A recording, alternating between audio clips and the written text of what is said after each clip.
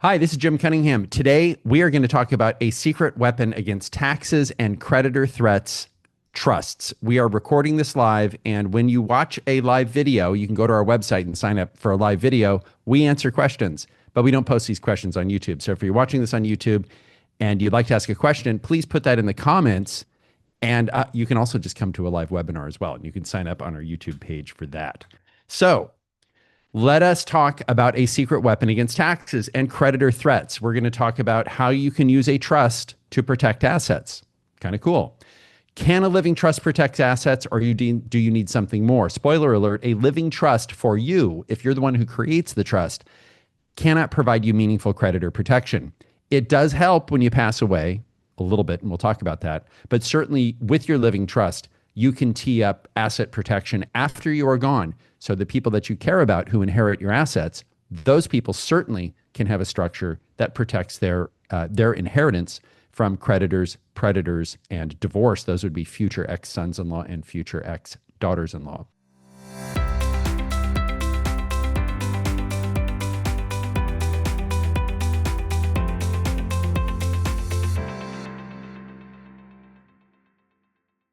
We're going to talk about level 1 asset protection, the living trust. This is primarily focused on asset protection for the people who will inherit from you. We'll also talk about level 2 asset protection using irrevocable trusts and level 3 asset protection using entities. This maybe don't imply that maybe 2 and 3, sometimes they're better for different cases, but we just put them in different buckets. If you're watching this on YouTube, please subscribe to our YouTube channel. We drop content typically once a week on Thursday at 6 p.m.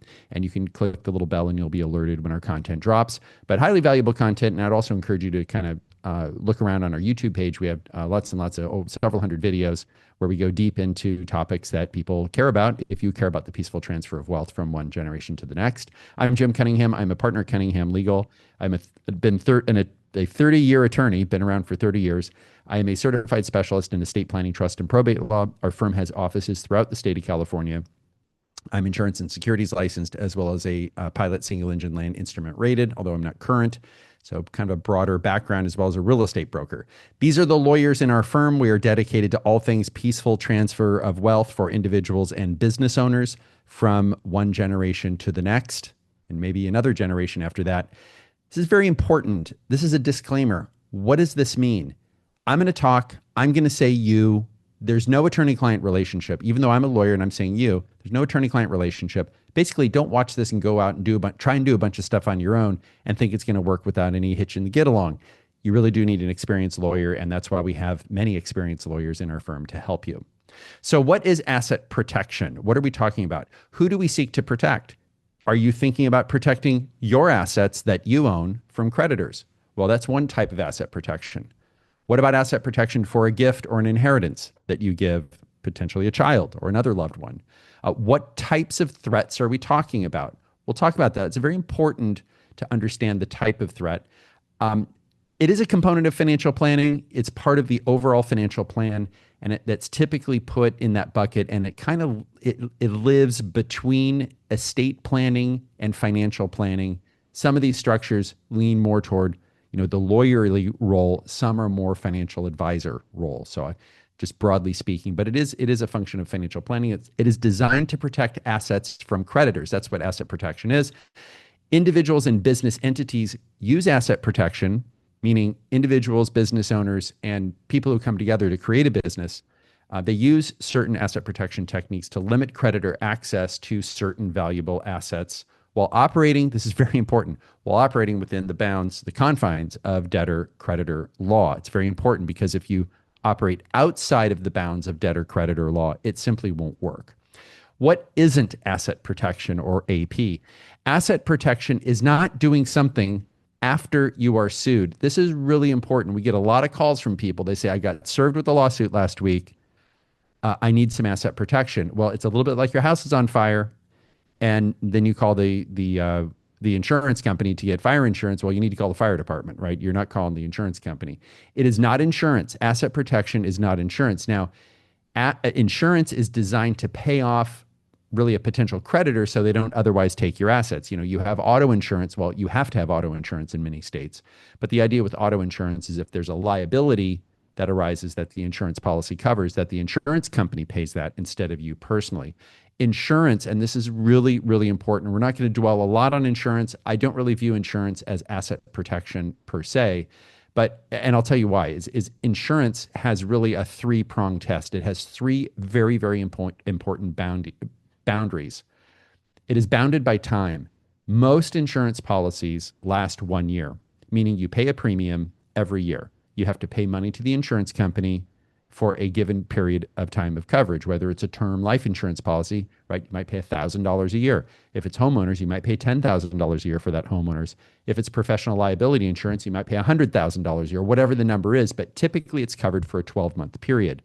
There are policy limits, meaning if a claim arises within that 12-month period, there's a limit on what the insurance company will pay. There also may be a deductible, right? You're familiar with that. If you have $1 million coverage, they might say, well, you have a $10,000 deductible.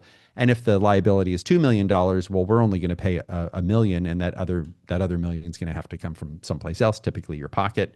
And also coverage. Insurance companies are notorious for denying claims. We all know this. We've all bought insurance. We've all made claims.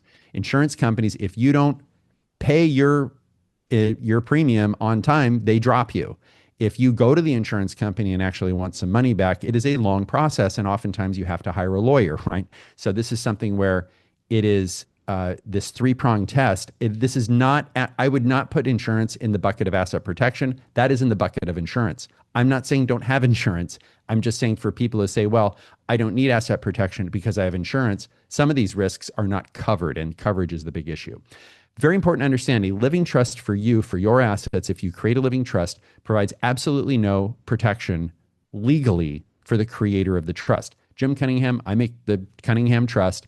I put some assets in that trust. There's no creditor protection. Whatever I can get to, my creditors can get to. And that's very important. As we go through this, I want you to think about whatever you can access, your creditors can access. So we might want to start looking at some structures where your access to those assets is limited.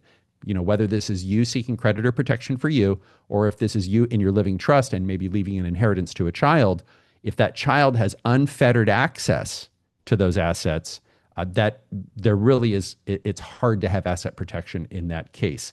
There have to be some other terms in there, and we'll talk about that. So when is it too late? You have to file. You have to create the asset protection structure before the liability arises, or the inheritance. If you've inherited money and you say, "Gee, I really wish my parents would have set up an estate plan in a way to provide me creditor protection," and they've already passed away and you've already inherited that money, it's too late. If you do something to protect your assets after the liability arises, that is deemed, the current term is voidable transfer. It used to be called fraudulent transfer, which kind of scared people. Voidable transfer is more accurate because you're not necessarily defrauding people, but you're seeking to transfer assets to evade creditors. And that is voidable, meaning that transfer of the asset. So if you have a lawsuit pending and then you go out and you say, oh, well, I got sued yesterday. Today I'm going to create a domestic asset protection trust. Let's say, we'll talk about that. And you transfer those assets to that trust, a court can void that transfer and issue a court order for that institution that's holding those funds, for example, to return the money to you or potentially to the creditor. So a recent case, this is very important. If you're a lawyer watching this, you need to understand this, and certainly if you're a person seeking asset protection. There was a recent case that held the lawyer liable for 3 times the amount of money that the creditor, the lawyer for the debtor, the person who owed the money, that the creditor was able to recover 3 times the amount of the judgment. Okay, so if that creditor was owed $100,000, that attorney was liable for $300,000, 3 times the judgment as a penalty. So this is a very recent case. This has really put a chilling effect on a lot of asset protection strategies and asset protection in general. Well, let's talk about level 1 asset protection, living trusts. I just said that a living trust provides no creditor protection. Well, it provides creditor protection for the people who will inherit under the living trust or can. And this is very important. It also keeps you out of probate. And we'll say why that's an important creditor protection strategy in and of itself. Well, what is a living trust? Well, we've covered this before in other videos. A living trust is like a bucket with a handle. You're the trustee. You're holding onto the handle. you put assets into this bucket. As trustee, you're holding on. So if I have a property in my name, if it's in Jim's name, I set up Jim's trust. I transfer title by deed to Jim, trustee of Jim's trust. Well, now I'm the trustee holding the bucket. The property, the real estate is in the bucket. When the trustee stops being trustee, that bucket passes to a successor trustee. So if I've named Bob as my successor trustee of Jim's trust, I die, I'm not holding on to the bucket anymore because I'm not alive. That bucket goes to Bob, and it's now Bob, trustee of Jim's trust, and then Bob's going to administer that trust for the benefit of the people that I want to leave those trust assets to. So I know it's a lot to throw at you, but stated another way, a living trust is this vehicle that holds assets. And when I stop driving the bus is still in existence. The bucket's still there, right? So this bucket transfers to another person who holds, administers, and distributes those assets according to the terms of the trust or according to the terms of the instructions inside the bucket. So this is very important because this process avoids probate. Why is that important? Probate, this is very important to understand. Probate is hardwired to benefit creditors. The very essence, the very structure of probate is to benefit creditors. It is not to benefit the people that you care about, the people that you love. It is there to benefit creditors. A living trust is hardwired to benefit the people that you care about, the beneficiaries, the people who get the goods, the bene, the Latin, the people who get the goods. So this is why so many people do living trusts. And if you have not yet done a living trust or set up your estate plan with a living trust, please understand that this is in most, certainly in California, if you own real estate, this is what most people are doing. The vast majority of people, 99.99%, are doing a living trust structure. And it's something, if you haven't looked at, you should take a look at. Also, if you haven't looked at your living trust in the last 5 years or so, I would really encourage you to take a look at it to make sure it's currently reflects your wishes. Another huge benefit of a living trust, inside of this living trust, there can be provisions that protect assets for the people that you're going to leave your assets to. So the beneficiaries, so these assets, when you pass away, this inheritance can be structured in a way so that it is protected from creditors. That is the design of the structure, rather than a living trust, which I got to tell you, probably 95% of living trusts that I see at some point say the trustee shall empty the bucket and stuff all the cash into the pockets of the beneficiary. This is the child, for example. So I pass away. A lot of trusts are going to say, distribute all those assets either right after I pass away or at a certain age. I think that's leaving a lot of benefit potentially on the table, potentially a lot of money on the table, for lack of a better term. Why wouldn't you want to make it so that the inheritance you leave your child is protected from creditors? So very, very important. Very few lawyers are really thinking about that. Certainly they are in our firm. Probate's bad. It takes 16 to 24 months. It's very expensive. It's 4 to 8% of the estate. So if you have $1 million estate, the fees are $50,000.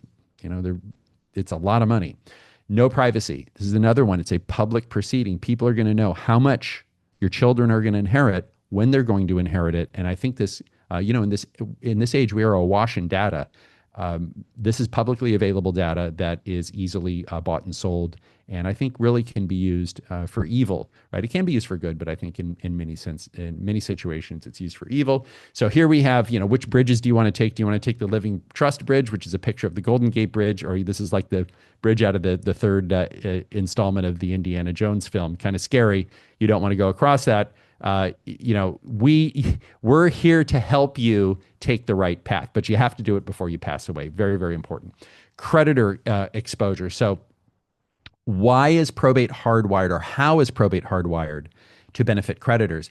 There is a notification requirement under the probate code, California probate code, and every other state, all right, that says you have to affirmatively let creditors know that this person's passed away, and that you have to give these creditors an opportunity to file a creditor's claim. It's an open invitation. That is not a requirement of a living trust. Okay, believe it or not, this is not a requirement of a living trust. So this is very powerful because these creditor claims may be legitimate, they may not be legitimate, right?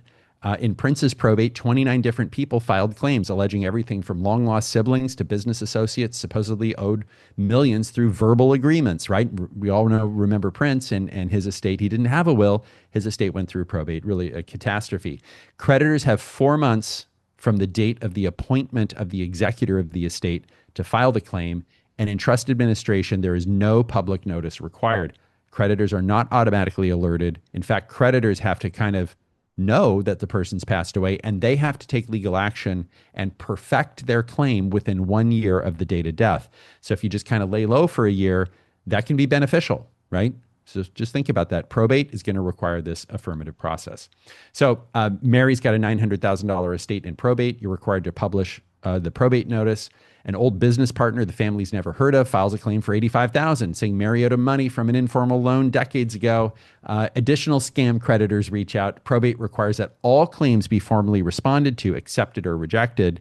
And then if they're rejected, the creditor has an opportunity to file a lawsuit. The probate fees are $40,000, and really, a lot of this could have been avoided with the living trust. So I would say if you have any kind of assets and you're thinking, gee, I've got this will or no will, but I'm thinking about a living trust, please take a look at that. So a living trust, how is a living trust different than probate? When you die, your estate doesn't go through the court-supervised feeding frenzy for creditors, which can include fake creditors. It lowers the cost of probate fees, chasing creditors' claim. You don't have probate fees, but it reduces that friction and typically that back and forth with creditors. And the process is not public. A revocable trust does not protect your assets from your own creditors while you're alive. If you get sued, the creditors can get those assets, but a living trust can contain very important provisions that after you're gone, protect those assets for your loved ones. So we've talked about a living trust and how it protects other people after you're gone. Let's talk about level 2 asset protection, irrevocable trusts. The difference between an irrevocable trust and a revocable trust is a revocable or revocable trust. You can amend, change, revoke, put in assets, take assets out. An irrevocable trust cannot be amended or revoked. That's the difference. So it's kind of like set in concrete, right? The living trust is a little bit like sand, and the irrevocable trust is set in concrete. You really can't change those terms.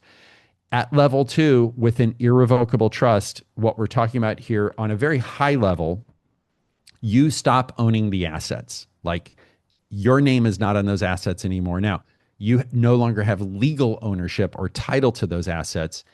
Now, we're going to talk about a domestic asset protection trust. You still have the beneficial interest, but you have no control over those assets. So there's ownership and control. And with an irrevocable trust, you are relinquishing ownership to the trust, and the trustee is in control of that. You still get the beneficial use of the assets with the domestic asset protection trust.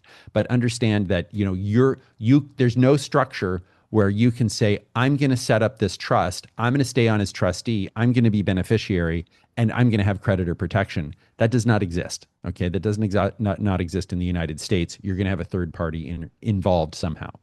You can still control how it's used. Okay, meaning the terms of the trust say this is how the property will be used, right? So you say in maybe 2025, you create a trust and you say, I'm setting up this trust. I'm putting $1 million in it for my kids. I want the money spent in this way. The trustee has to follow the terms of that. Okay. Potentially, you could be the trustee of that trust if that money's for somebody else. There are reasons why you might not want to be trustee. I don't want to conflate too much, but just understand you have a lot of say over how these assets are used, or you can have a lot of say. The creditors, divorcing spouses, even Uncle Sam can't grab these assets so easily. Okay. A lot of people with larger estates use irrevocable trusts to keep it so that when they pass away, when those wealthier people pass away, the government is not getting as much assets or getting as much wealth from those families. So what is an irrevocable trust? A revocable trust, you're the boss. You can revoke that trust at any time. You can change the beneficiaries, who gets the property when you pass away. You can pull the money out. You can revoke it. You can shut it down.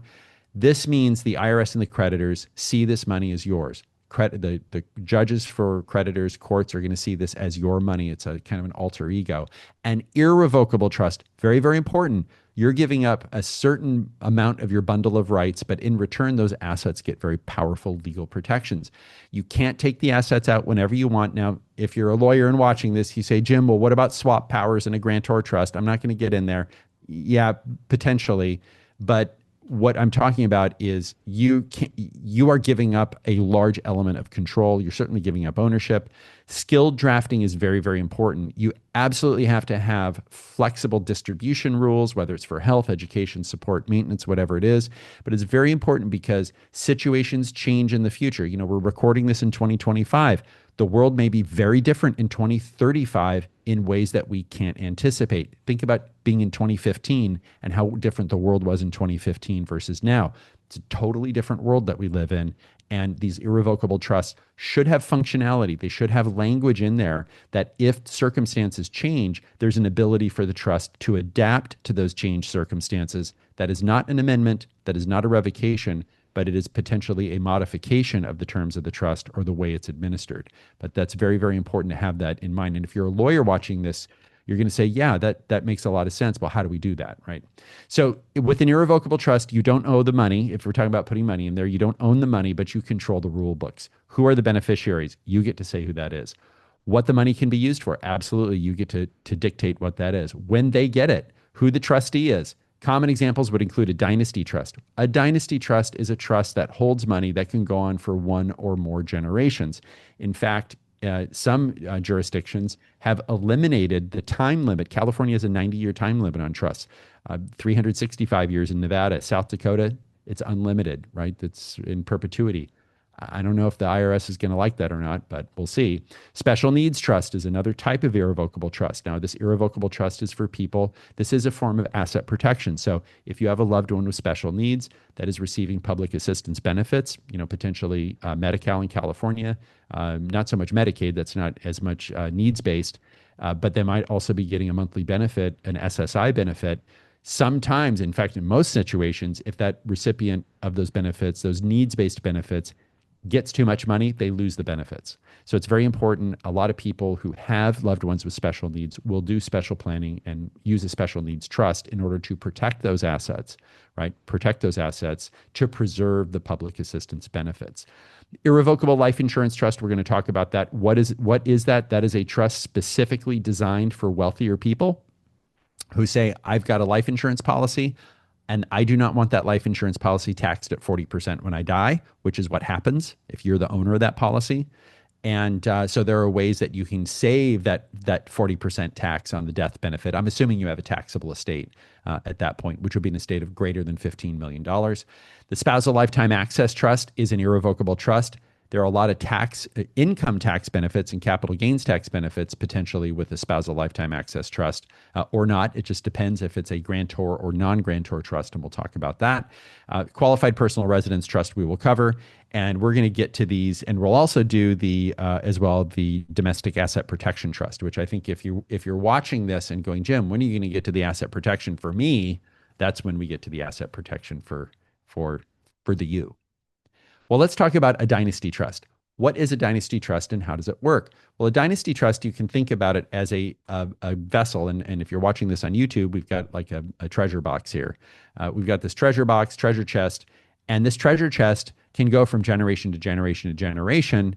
If you're not in California, typically you're going to be in Nevada or another jurisdiction. But what it is you set money aside, you make a gift of money either at your death, right, which would be an inheritance, or a gift while you're alive. So many of our clients, they have larger estates. They say, I have a $15 million estate tax exemption, meaning I can give $15 million free of any tax. I'm going to put $15 million into this treasure chest, and it's going to be invested, and it's going to grow. And, you know, there may not be distributions from this for 20, 30, 40, 50 years, but it's going to grow and grow and grow and grow. And it's going to be that's going to be where ideally the growth in the estate occurs in this dynasty trust, so that when the person passes away, the assets, even if that 15 million is grown to 50 million, the assets in that trust pass free of estate tax. Okay, that's a great benefit. The trustee controls the keys to the dynasty trust, to this treasure chest. In each generation, the assets will hopefully grow, but the key to the treasure chest is always held by a responsible trustee, so that beneficiaries can't just reach out there and get out the gold doubloons, right? So we'll just go with the treasure chest analogy.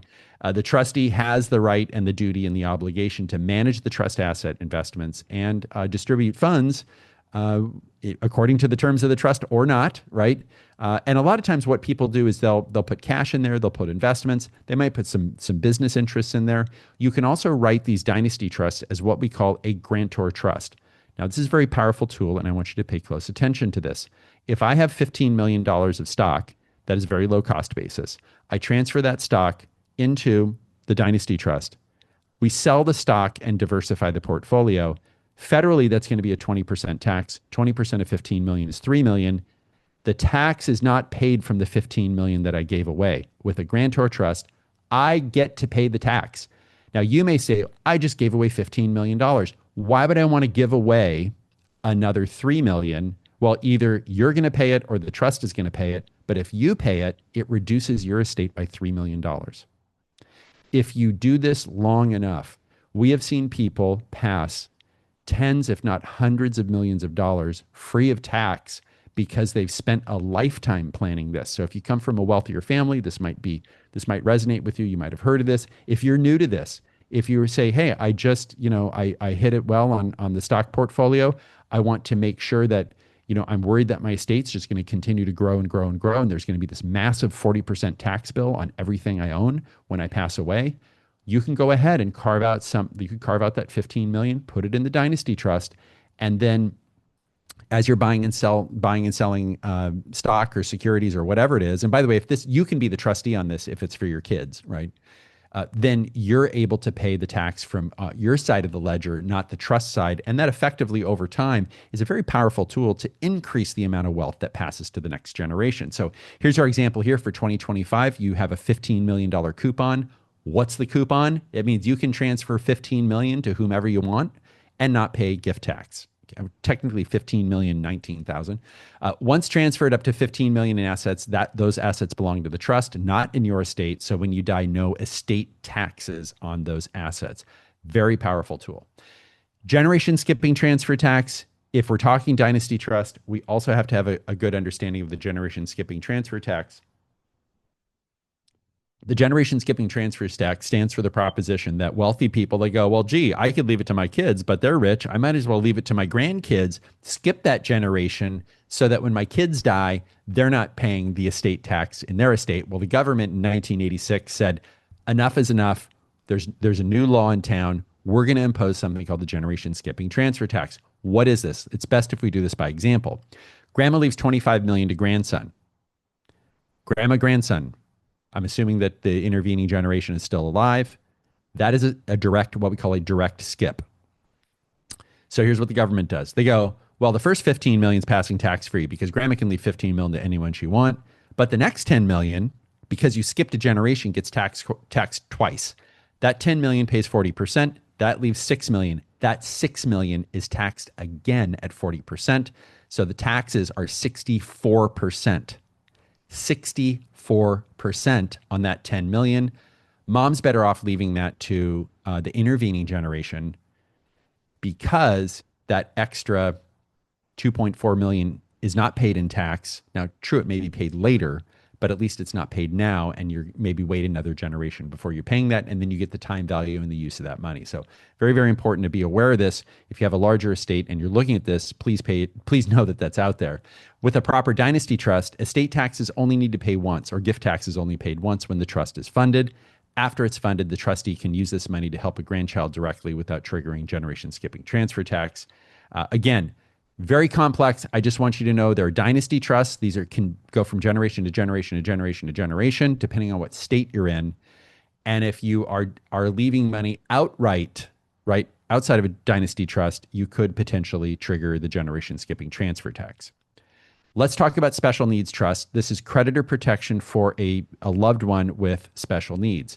Now, sometimes this can be done as a sub-trust inside of your living trust. So if you have 3 children, and let's say you have a $3 million estate, you're leaving $1 million to each child, and your one daughter has special needs, you might leave $1 million to her in a special needs trust. Okay, so, and then you might do other things for the other children. So you could create that inside of your living trust. A lot of people will create what we call a standalone special needs trust. The reason people do that is for 2 reasons. Number one, other family members want to make a gift to the special needs trust, so you have a single pot of money.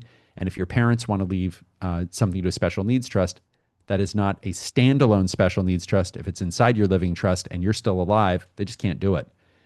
The other one is if you have IRAs, retirement accounts. So that is going to be typically a standalone special needs trust. Those have very important language in there. If you have, again, let's go back to this example of 3 children. You have 1 daughter with special needs and 2 other children without special needs. You have $2 million in non-IRA assets and $1 million in IRA assets. You may want to leave the IRA assets to your daughter with special needs. The reason is that daughter can stretch out that IRA over her lifetime. What does that mean? When you inherit an IRA, you don't take all the money. Well, you really shouldn't take all the money out at once, but you have to take it out after 10 years, right? Under most circumstances, after 10 years after you die, you have to take all the money out. That $1 million becomes 2. You take all the money out of an IRA, you're going to have a really big tax bill. If you leave that IRA to a loved one with special needs, you can stretch out those minimum distributions over the lifetime of the daughter with special needs. Very, very powerful strategy. We covered that in other webinars, but I want you to know that is a tax savings strategy. It is an asset protection strategy. And I think too often lawyers don't think about special needs as an asset protection and tax strategy. Frankly, a lot of special needs lawyers aren't sufficiently trained on the tax aspect of IRAs when it comes to special needs. So what is a special needs trust for? It's to maximize quality of life, provide money, potentially money and other kind of in-kind support without disqualifying the loved one, and to manage assets and protect from predators and waste. And it allows you to protect. You want to provide for your children, but you want to do it in a way that does not cause them to lose their public assistance benefits. So that's really how that works.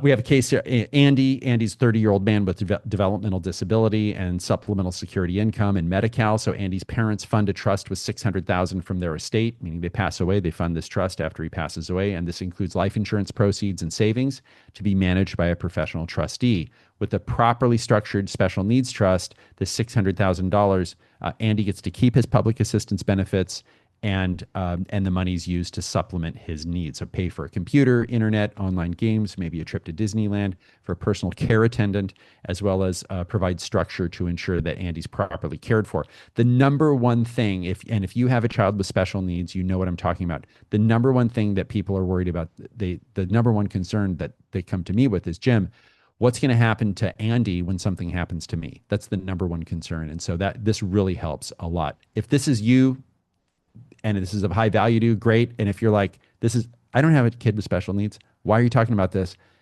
There are, I think, 50 million people who have a disability in the United States. You probably know someone who has a child with special needs. Please share this information.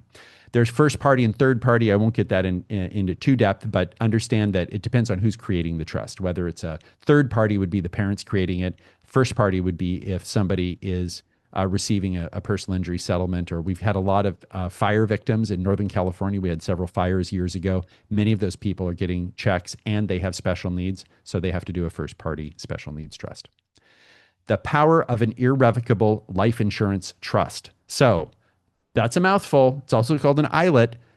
Why do we have irrevocable life insurance trust? We have life insurance trust because it is great that life insurance, if structured properly, is free from income tax. If you deduct your premiums, like if you have a business policy and you're deducting your premiums, that death benefit's taxable. So you probably want to double check that. Life insurance is included in the estate of a deceased person if the deceased person owns the policy during their life. I have a policy. I have several policies of life insurance. One of them that I have is a term policy of life insurance. I'm the owner. That's included in my estate. It's going to end in 5 years or whenever it's going to end. Hopefully it won't pay out. Hopefully I'll live another 5 years. But that's an example of, and I think it's really completely appropriate in most situations. If you have a term policy of life insurance, that's the cheap one, not the expensive one. If you have a term policy of life insurance, it's okay to have that in your name.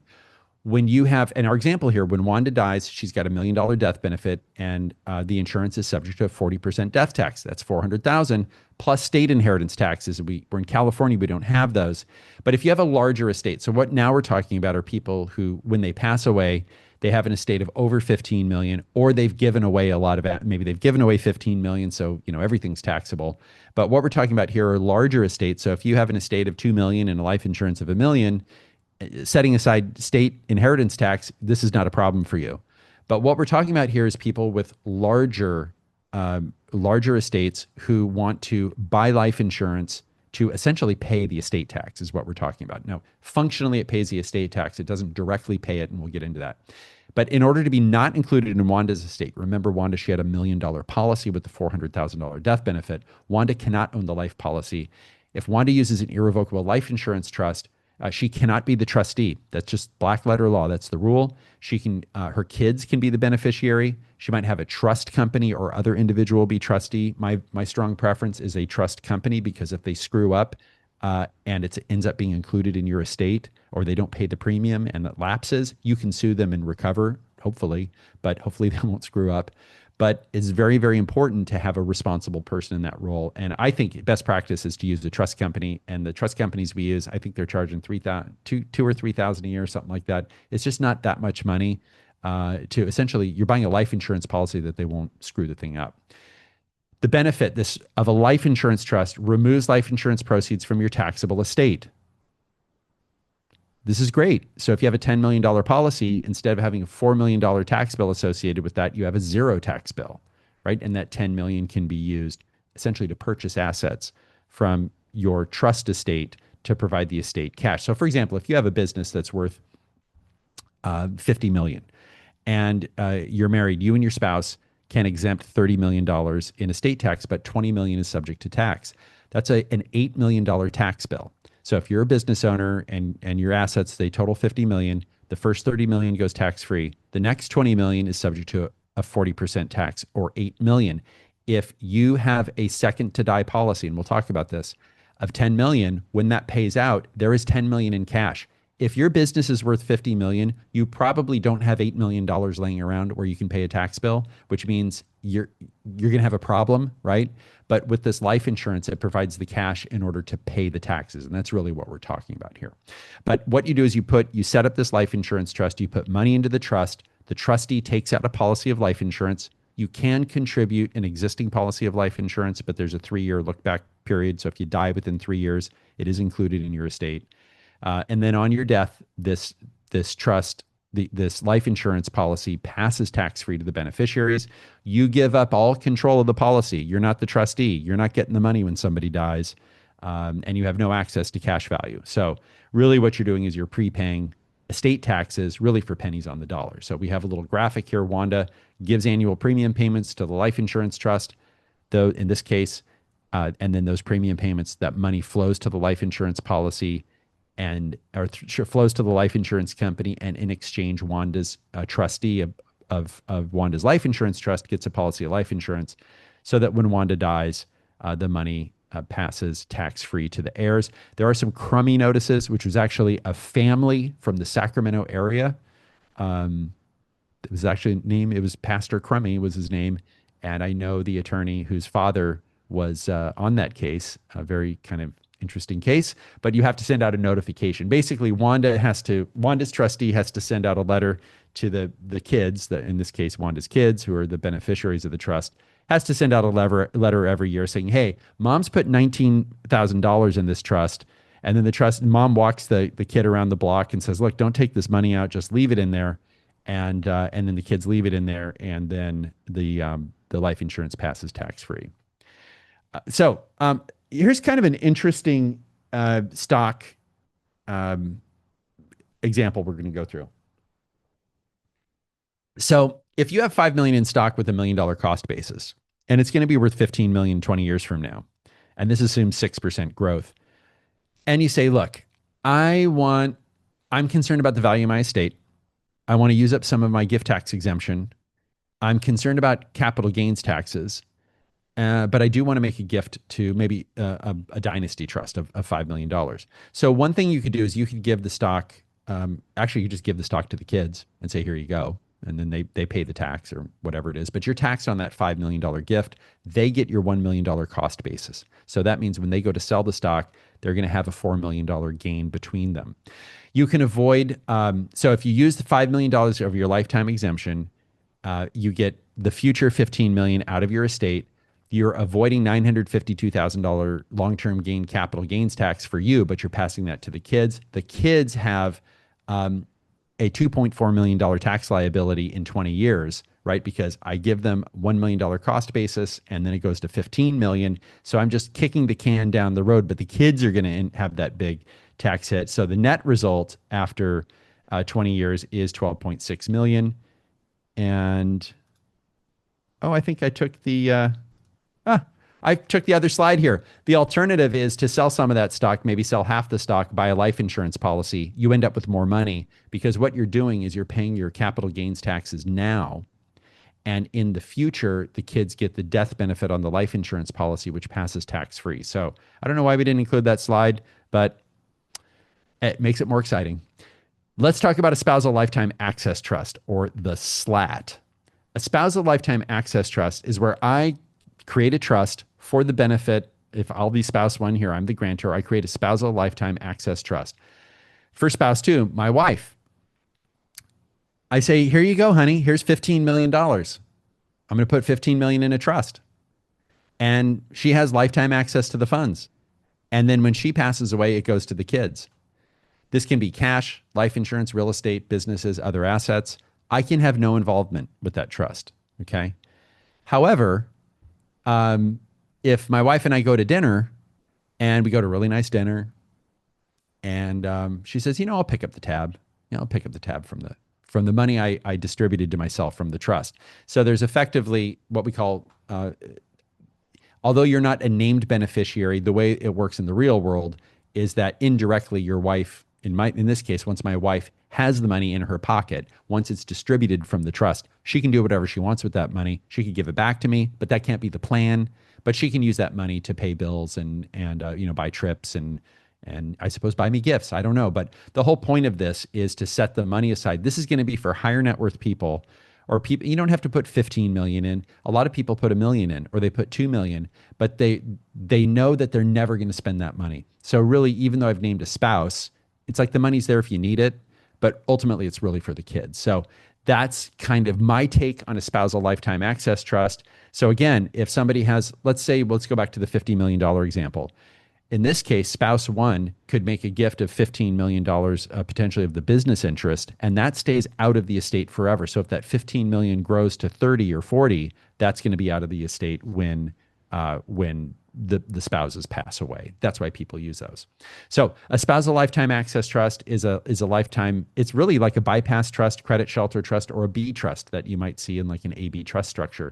It is funded by a completed gift during lifetime, not death. So a spousal lifetime access trust that's funded at death is a bypass trust or a credit shelter trust or a B trust, right? So what we're doing is instead of funding this at death, we're funding it during life. This is an irrevocable trust established by the donor spouse, as we showed in our example, for the benefit of the other spouse, the donee spouse. Those donor, donee, those are the terms that lawyers use when it comes to special needs trusts. And the remainder, whatever's left over, goes typically to the couple's children. I'm assuming that these two people have children together. If they have children from prior relationships or marriages, does that make the planning more complicated? Yes. Are people less likely to use a spousal lifetime access trust? Probably. Okay. So we see this a lot in the context of people who are on their first marriage, or it's the marriage where they're only benefiting the children. So that's kind of what we see in the real world.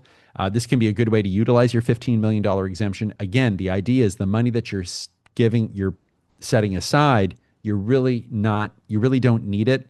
So does this have creditor protection? Yes, but you wouldn't use this.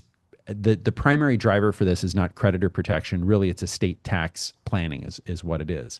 But you can remove a substantial amount of appreciation from the gross estate. So if you have a much larger, if you have a $100 million estate, it's a no-brainer. Do 2 slats. You're not going to miss the money. You've got plenty of money to live on. All that future growth, the 15 million in the 2 trusts, is outside of the estate.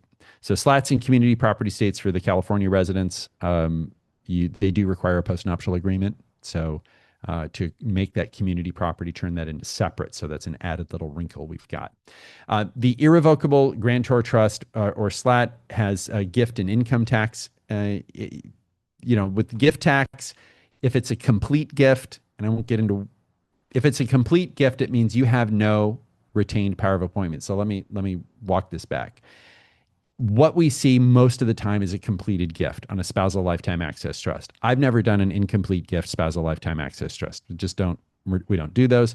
It is a completed gift. It does give you creditor protection and is not included in the estate. On the income tax side, there are SLATs that are grantor trust, meaning the money goes into that 15 million goes into a trust for my wife, and it kicks off $1 million tax liability. Let's say they sell some stocks. I have to pay the tax bill if it's a grantor trust. So it's another gift, right? Another backdoor gift that reduces the value of my estate that does not diminish the value of the spousal lifetime access trust, which in that example, by the way, was also a dynasty trust. So it's designed to go generation to generation to generation. The grantor trust means that the grantor, the person who created the trust, and grantor means creator, the person who created the trust pays the taxes. Now, you can have a provision to reimburse you for taxes, but it's very important that the grantor pays the tax. Some people get tired of paying taxes on money that they don't get. But if you look at this from a global, like sort of the 60,000 foot level, it makes sense for a lot of people because it reduces the amount that ultimately goes to the government when somebody dies. You know, whether if the trust is paying at the highest rates or the grantor is paying at the highest rates, it doesn't matter whether the grantor or the trust is paying it, because you're going to pay the same amount of tax, right? If you're in the highest tax bracket, isn't it better to pay that tax from a human who's going to die, who's going to be subject to estate tax, rather than a trust that is not going to be subject from estate tax? So I don't want to belabor this point, but this is very confusing for many of our clients, and kind of a bummer after a few years. They go, why do I keep paying the tax bill? It's like, well, this is long-term multi-generational wealth planning so that we can have the assets pass from one generation to the next without paying a whole bunch of money to the government, which really is a creditor. And asset protection includes protection from the government. We want to pay the government the amount of money that we're legally obligated to pay the government, and not a penny more. That is pretty much everyone. There's just a couple of people out there that I've met who are like, well, I gladly pay more. Most people want to pay what they lawfully owe, and that's it. A grantor trust that is what we see many times. There is a non-grantor trust, not as common, more restrictive. A spousal lifetime access non-grantor trust is a SLAT. There's a SLAT and a SLAT. More complex. Most people are doing grantor trust SLATs. There is a use case for non-grantor trust SLATs, but it often requires a third-party trustee if you're a California resident, a Nevada trustee, and for a lot of people, it's just a bridge too far. So Abel and Baker in 2023, in 2025, not 23, Abel, the donor spouse, creates a SLAT and puts $15 million into it. No gift tax. The beneficiaries are Baker, the spouse, and the 3 children. And so there are 3 children and Baker. So this would be mom in this example, Baker's mom, and the 3 kids, Charlie, Delta, and Echo. The 4 of them are beneficiaries of the trust, right? It's a common trust. While Abel and Baker are alive. Abel and Baker die. The property is then divided into 3 trusts. A common trust is one single bucket, one pot of money, and the trustee decides who gets benefits from the pot. Really, though, you're just trying to keep that pot in place until Abel and Baker pass away is really what most people are doing. When Abel and Baker pass away, the trust is divided into 3 parts. So let's say that $15 million grows to 30. Charlie, Delta, and Echo each get $10 million free of federal estate tax. Huge deal, saving 40%. And then this saves the family millions. In our example here, it went to 50 million. So 50 million divided by 3 is what, 16.6 million each, free of tax, saving about 20 million in tax.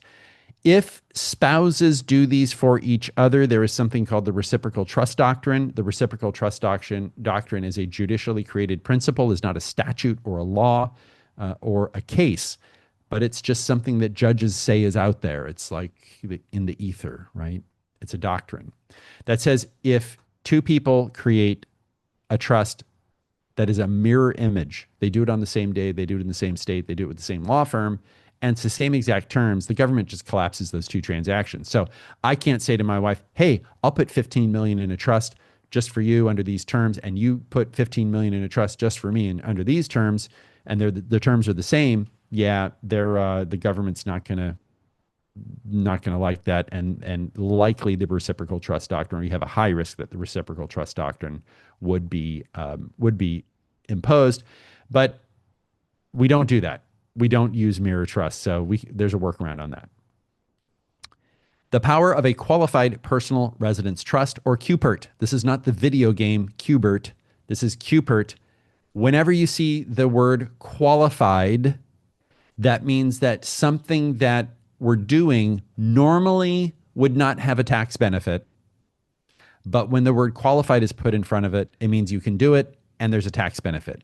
What are we talking about here? If you're looking at YouTube, you go, my gosh, this looks like, a pipe fitter's dream. There's a bunch of tubes and everything. Here's what's going on. I'm Jim. I have a house. So I take this house, and let's say the house is worth $1 million, just to make it the numbers easy. My house is worth $1 million. I'm going to put this house into a qualified personal residence trust.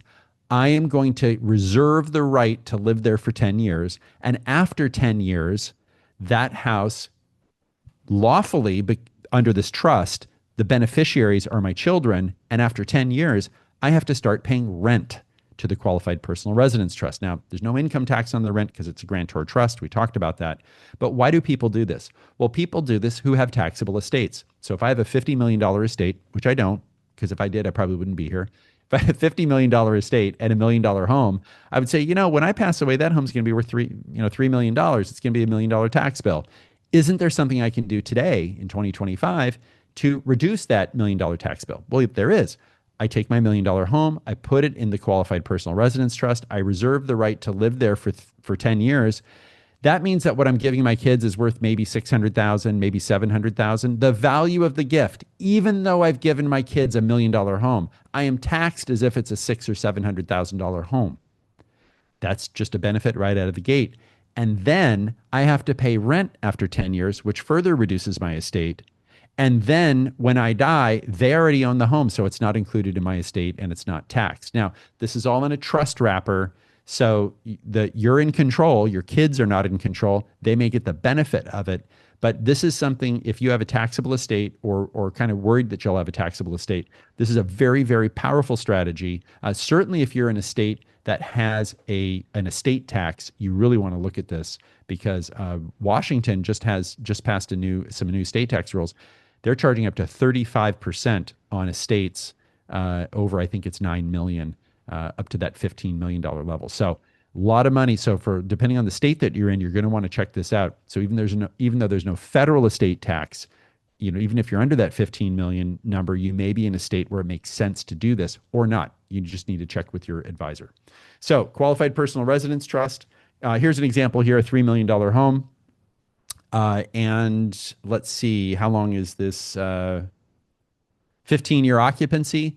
The gift is 1.5 million. So the longer you live in the home, the less the gift. Now, you could do a 40-year QPRT, but the question is, are you going to live 40 years? Because if you don't survive the term of the QPRT, that property comes back into your estate, right? So you need to kind of gauge, how long am I going to live? So if I'm going to make it 20 years, I might, if I'm pretty sure I'm going to make it 20 years, I might want to do a 15-year QPRT, knowing that you're going to have, a 15-year buffer in there. You could do half the house on a 10-year QPRT and the other half of the house on a 20-year QPRT and hedge your bets. So a lot of different ways you can slice this, but understand that the QPRT is a very, very powerful strategy for people with taxable estates, both federally and state inheritance tax as well. So just as something to understand, the higher the interest rate. So what happens when you do a QPRT, the government says, well, if you're going to live in the property for 10 or 15 years, we have to apply an interest rate factor. So the value of this is going to be tied to interest rates. The higher interest rates are, and we are in a high interest rate environment now compared to a few years ago, the higher interest rates are, the more powerful the strategy is. Now, the Fed is getting intense pressure to drop rates, rightfully or wrongfully. I'm not saying politically, I'm just saying it's a fact. They're getting intense pressure to drop rates. When rates come down, which I think they will, all the smart kids are saying they're going to come down, the amount of the gift is going to go up, even though the value of the home doesn't change, and even though the term of your occupancy doesn't change. This also does provide creditor protection, right? This is a creditor protection strategy as well. If you're renting the house, if you don't own it, arguably the use of the house could be potentially attachable by creditors. But if you do a shorter QPRT and you're paying rent to your kids, you don't own that asset anymore. You have to pay rent. That is an asset protection strategy. So QPRT is gifting strategy, again, for a primary residence or vacation home. So just it cannot be a rental. Normally, you can't give something away and keep using it. So you can't. What you can't do is give your kids the home and keep using it and not paying rent. It doesn't work that way. So but this qualified means this is a way. This again, qualified mean that's a trigger word for a lawyer and a CPA to say, look, normally this won't work, but because it's qualified, it does work. So something that doesn't work does work. Let's talk about a Clayton Election trust. What is this? This is kind of the interior components of a living trust. So a Clayton Election trust is a type of living trust. This looks like a very complicated schematic. I'm going to put this up here, but if you're watching this on video, but I'm going to unpack this for you. So here's what happens. If a couple passes away with a $20 million estate, let's say a couple passes away with a $30 million estate because it's $15 million exemption per person. I pass away. My half is $15 million. My wife's half is $15 million. All those assets could go to my wife. She files a Form 706, which is the federal estate tax return, and picks up something called portability. I know I'm throwing a lot at you, but just bear with me. Meaning my wife can inherit my coupon to leave $15 million and add that to her coupon when she dies. So that is one basic way that people, when they pass away or when the kids are helping out mom, so I pass away, they go, well, gee, mom, should you take dad's $15 million and set it aside in a trust so that when it grows in the future, like it could grow to 50 million, it can go to the kids tax-free? Well, that might be a good idea. But that might not be a good idea. We just don't know because we don't know what the rules are going to be in the future. What this Clayton Election does is this allows the surviving spouse and the kids intense flexibility, incredible flexibility, because we don't know what the law is going to be in the future. You know, you can do an estate plan in 2025, and when somebody passes away in 2035 and you don't look at your estate plan, which I don't advise you to do, you should be looking at this thing every 3 or 5 years, the laws may be really different. And what you wrote it may be overly complicated and you don't need it. That's what this does. This Clayton Election allows the family in the future together to decide, does a complex structure benefit us or does it not? Now, a lot of lawyers will not write a trust like this, okay, because it's pretty complicated. At our firm, we understand the nuances, and when somebody comes in and they may have a $30 million estate or a $40 million estate or a $20 million estate or a $15 million estate, and they're married, we're going to be looking at this strategy because we just don't know what the future is going to bring. So Clayton Election can also give you creditor protection for the assets that flow into the irrevocable trusts. So just understand Clayton Election is there because we don't know what might happen in the future, typically for wealthier families. Now let's talk about domestic asset protection trust. You're probably saying, well, finally, we're talking about something that helps me. What is a domestic asset protection trust? It is an irrevocable trust designed to shield your assets from future creditors, not the ones you have now, okay? While still allowing you, the person setting up, the settlor or the grantor, to be the beneficiary, get the goods, the benes, from the trust. Nevada, I think Nevada is one of the best. They're consistently ranked near or at the top by different people who rank these. Nevada is one of the most favorable states for using these trusts because of the strong asset protection laws.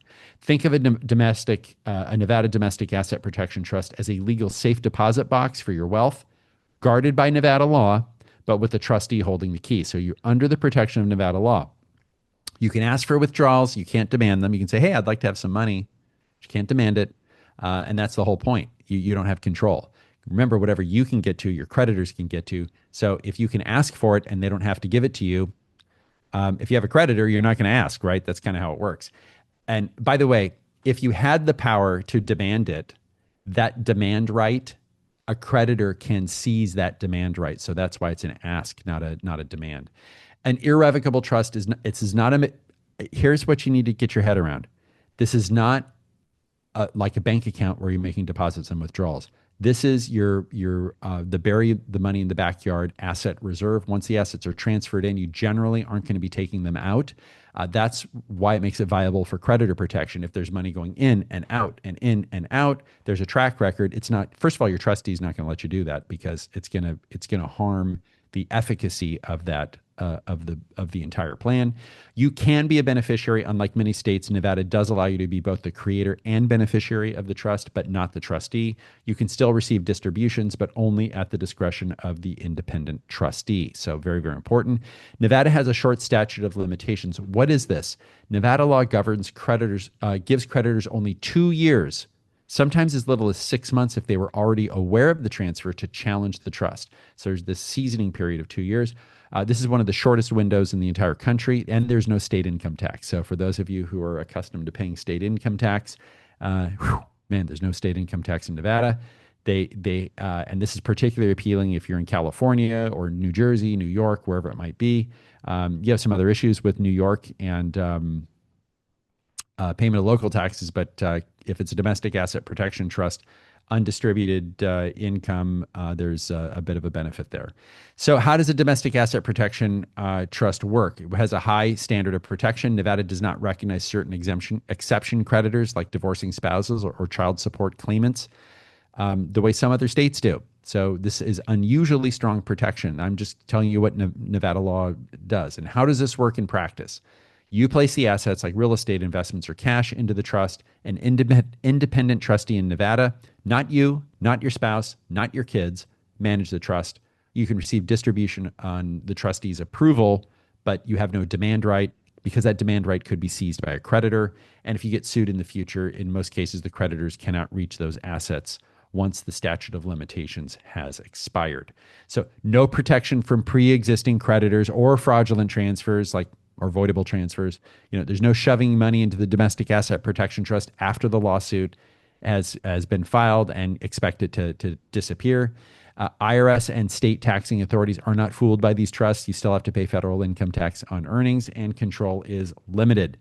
If you exert too much control, it just won't work and the trust can be pierced. So Mike creates a Nevada Domestic Asset Protection Trust, names Premier Trust Company, a Nevada Trust Company as trustee. The trustee opens a Schwab account.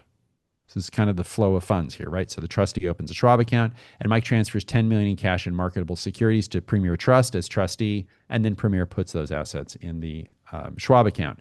Premier's trust name is on the Schwab account as trustee of Mike's Domestic Asset Protection Trust. Mike keeps the $1 million in the trust. Mike is later sued and loses the $1 million that he kept out of the trust, but the $10 million he put in the Domestic Asset Protection Trust is protected from creditors. And I put this slide in here because Mike's not going to put 11 million into the Domestic Asset Protection Trust. He has to remain solvent, right? Having $1 million in this case solves the solvency requirement. So this is not 100% protection. It is a lot of protection, but it's also not this in and out bank account situation that the in and out of the spending and the collecting of income or whatever it is would happen on that $1 million outside of the Domestic Asset Protection Trust. Let's talk about level 3 asset protection. We're going to talk about entities. So we have a cartoon here. When I go, I plan on taking at least 2 of my estate tax lawyers with me. Pretty funny. Different types of business organizations. We have a sole proprietorship. This is just, if Jim buys a pickup truck and gets a lawnmower and charges $50 to mow a lawn and there's no organization, no, that's a sole proprietorship. Partnership, 2 people coming together. You can register it with the state. You cannot, but it takes 2 people to be in a partnership. You cannot have a partnership of 1. Corporation, these are S and if you hear S and C corporation, so S is in Sierra, C is in Charlie. What does that mean? Well, they're not different kinds of corporations. It's just the way they're taxed. So small corporations, if you're a small business owner watching this video, you're probably not going to have a C Corp, probably going to be an S Corp because that's what your CPA told you to create. A C Corp is for like Apple, NVIDIA. Those are C Corps. S Corps a lot of times are smaller corporations. So we have a law corporations, we're an S Corp. And professionals don't do C Corps because you have a flat 35% tax. It doesn't make sense to do it. LLC is a disregarded entity. An LLC can be a disregarded entity, partnership, or corporation, and an S or a C. What do all this mean? This is just tax status. LLC is the type of structure. It was created in Wyoming in 1977 for the first time in the United States. Disregarded entity means that you own all the shares of the LLC. You report all the income and expenses on your 1040, on a schedule on your 1040. A partnership files a Form 1065. It's a separate return. A corporation files an 1120, a Form 1120. And that's a separate income tax return, separate from your 1040. So that's what all those mean. Now, if I ask somebody, do you have an LLC? If somebody says I have an LLC, my next question is it a disregarded entity, partnership, or corporation? And they go, it's an LLC. It's going to be one of those. So it's different kinds of LLC when it comes to taxes. So just pay attention to that. California LLCs, we're in California, so we're going to talk about California. California LLCs offer little outside creditor protection. And what I mean by outside creditor protection is if I own shares in an LLC and somebody sues me, right? Let's say I own shares in an LLC that owns an apartment building and I get in a bad car accident and people sue me because there's not enough life insurance. That act of suing me, they can recover my assets. They can actually recover my shares of my California LLC, and they can foreclose on them in the same way that similar way that a bank can foreclose on you if you don't pay your mortgage. Okay, so that creditor can become a member of the LLC and has all sorts of rights and can close the LLC down and force a sale of the assets. So California is very, very creditor friendly, very owner unfriendly, frankly. So this really stinks for single member LLCs that have no other partners, right? That's an example of single member LLC. It's really hard it's really hard to prevent the complete liquidation of a company. If Alpha and Bravo put their $1 million stock portfolio into California LLC, the creditor can foreclose on Alpha and Bravo's membership interest and get the $1 million. This doesn't happen with a Wyoming close LLC, and we're going to contrast a Wyoming close LLC. So a lot of times what we do, and we've got a slide here, a holding company slide, but let's start with, and this is where we're going with this. Let's start with a Wyoming close LLC. Well, a Wyoming close LLC is just a Wyoming LLC. Close is the operating agreement. So it's not a different type of LLC. It is the way the operating agreement is written. An operating agreement for an LLC is like the bylaws for a corporation. It's the governing documents on how the LLC is to be run. If the Wyoming LLC holds the shares of a California LLC, that means that the Wyoming LLC is what we call a holding company. And the shares of the LLC, the shares of the California LLC can effectively get charging order protection. So let's look at this again. Alpha and Bravo own Greenacre, a 25-unit apartment complex. The dirt, bricks, and sticks of the apartment complex are owned by a California LLC. The shares of the California LLC are owned by the Wyoming Close LLC. Alpha and Bravo's Living Trust owns the shares of the Wyoming Close LLC. So what we've got here is this structure where we have a holding company owning shares of the LLC, not Alpha and Bravo. So A and B do not own shares of the California LLC. The Wyoming holding company does, and A and B's Living Trust owns the Wyoming holding company. And here's why this is important. Alpha and Bravo now have charging order protection from outside creditors to protect their equity in Greenacre via the Wyoming holding company. So what does this mean? This means Alpha and Bravo, they don't own the shares of the California LLC. Remember, if I own shares of the California LLC and I have outside credit, I get in a car accident and there's a lot of creditors, those creditors can seize my shares because I'm the owner. If a Wyoming LLC owns the California shares and they go and the creditor says, okay, Cunningham, what do you have? And they're going to say, oh, you've got a California close LLC. That creditor is limited to charging order protection. What does that mean? Charging order protection that means that, yeah, they might be able to become a member of the LLC, but they have absolutely no rights to force a sale of assets of the LLC. And they don't have a right to distribution. So if I'm not getting a distribution, they don't have a right to distribution, but they get a K-1. So they're going to get taxed, right? So if there's tax that's happening in here, if there's income tax, that creditor, once they take those shares, has no right to liquidate the LLC, but they have the tax obligation under federal law to pay the tax. It is a poison pill. This brings the creditor to the bargaining table And in many instances, there is not a lot of case law on this because most creditors just settle. They don't want the tax liability and no ability to get the underlying assets. That is what charging order protection is. Very, very important. This benefit actually can extend to single member LLCs. So the academics say, I think you're better off with a partnership for a lot of different reasons. And that is why we oftentimes couple a holding company with the Dynasty Trust. So what we do with the Dynasty Trust, the parents manage it. Maybe the Dynasty Trust owns 10% of the holding company, maybe 30%, whatever it is. But if you have a multi-member Wyoming LLC and you've got other entities in there other than the people who are getting sued, I think it increases the argument or increases the strength of the creditor protection.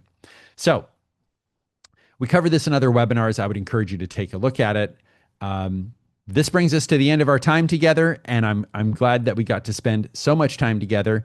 If you're watching this on YouTube, please subscribe to our YouTube channel, and please put a comment in the comments in the Q&A on the YouTube channel. And this is what we did. This is today. But we have another webinar coming up. Check out our YouTube page, our website for our next webinar, and keep watching because another video will magically start after this one ends. And now we're going to answer questions.